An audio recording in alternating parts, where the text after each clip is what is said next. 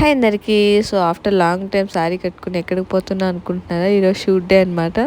So మేమైతే షూట్కి వెళ్తున్నాము. ఎక్కువ ఎక్స్పెక్టేషన్స్ ఏం పెట్టుకోవద్దు. షూట్ అంటే నార్మల్గా మన చిన్న ఫోన్తో అనమాట తీసుకోవడానికి. అలా శారీ కట్టాను కదా, అలా హాస్టల్లో కాకుండా కొంచెం బయటకు వెళ్దాం అనుకున్నాం. మాకు తెలిసిన గ్రౌండ్ ఎక్కడ ఉంటే అక్కడికి వెళ్దాం అనుకున్నాం.